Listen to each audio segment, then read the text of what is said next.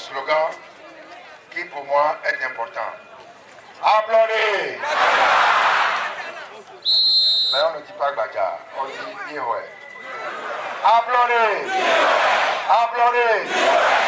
Maintenant on dit applaudez. Quand je vais dire applaudez Gbadja, vous allez dire Yehoué, bon, bon, bon. Applaudez Gbadja!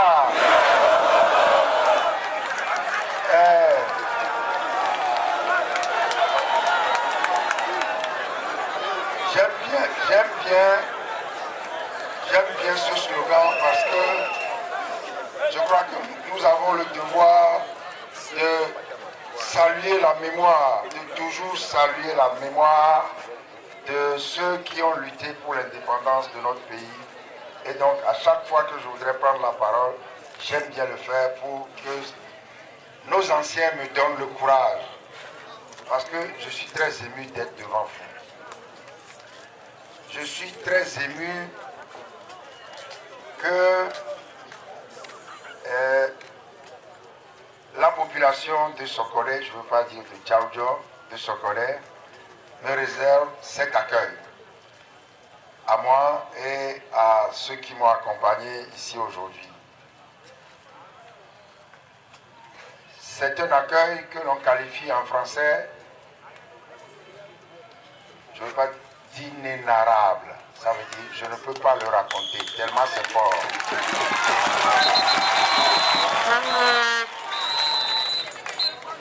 Et donc je vous remercie tous. Je salue la présence des autres. D'abord, je vous remercie encore une fois. Et puis, je voudrais dire que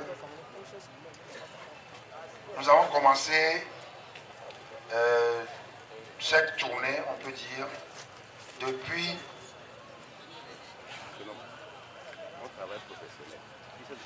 quelques jours.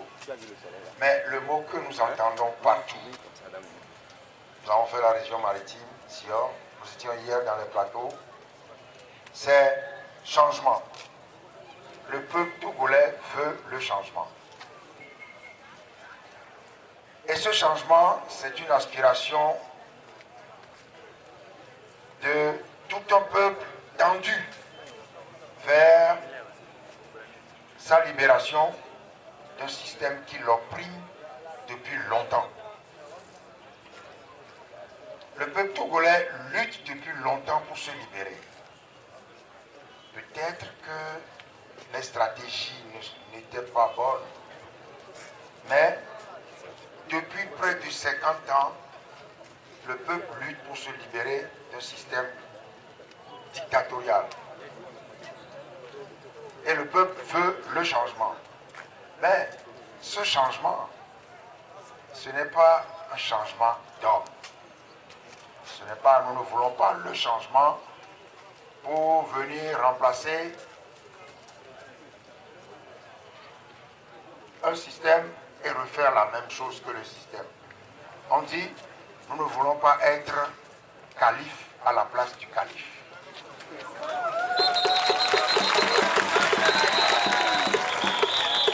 Nous voulons faire autre chose, nous voulons gouverner autrement. Nous voulons, pour vous parler simplement, nous voulons le bien-être des populations togolaises. Nous voulons construire des routes. Nous voulons faire des forages pour amener l'eau. Nous voulons construire des écoles. Nous voulons construire des hôpitaux. Nous voulons amener le travail. Et par-dessus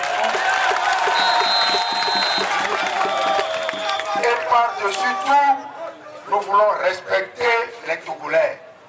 Nous voulons respecter les Togolais. Et cela passe par l'état de droit et la démocratie. L'état de droit, c'est-à-dire que l'État, les individus sont soumis à la loi.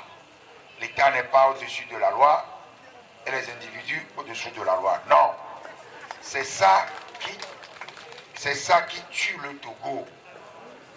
Une catégorie de personnes au-dessus de la loi et tout le peuple au-dessous de la loi.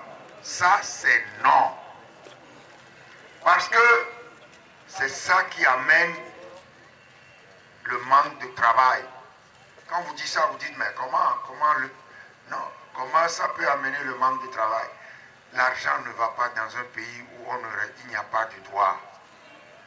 L'argent, même là, les nationaux qui ont de l'argent à investir, ils ne l'investissent pas dans un pays, dans leur pays parce qu'ils ont peur. Et c'est l'investissement qui crée l'emploi. C'est l'investissement qui crée l'emploi. Je crois que je l'ai déjà dit ici. C'est l'investissement étranger ou national qui crée l'emploi.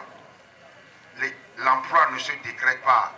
Parce que vous ne pouvez pas tous être des fonctionnaires. On ne va pas recruter des gens pour travailler comme des fonctionnaires parce que l'État n'a pas suffisamment d'argent pour ça.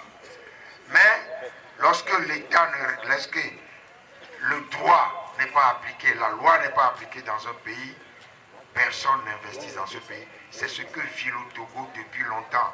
Et Adema dit toujours, il y a des investisseurs, mais on ne voit jamais les investissements.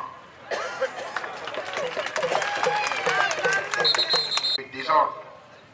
Donc, pour parler, simplement, je vous dis que je vous ai décliné tout ce que le changement peut apporter aux Togolais. Et ça n'est pas quelque chose d'extraordinaire. Il suffit simplement que les gouvernants ne se mettent pas l'argent, les ressources du pays dans la poche. Mais le chef de l'État lui-même l'a reconnu. Lui-même l'a reconnu. Qui peut me dire quelle date? Le 26 avril 2012. Il a dit, au Togo, il y a une minorité de personnes qui s'accaparent de toutes les richesses du pays. C'est pas moi qui l'ai dit, c'est lui qui l'a dit. Et il sait de quoi il parle quand il le dit. Parce que si lui n'autorise pas les gens à voler de l'argent, ils ne voleront pas de l'argent. Et si lui-même ne vole pas, personne ne volera.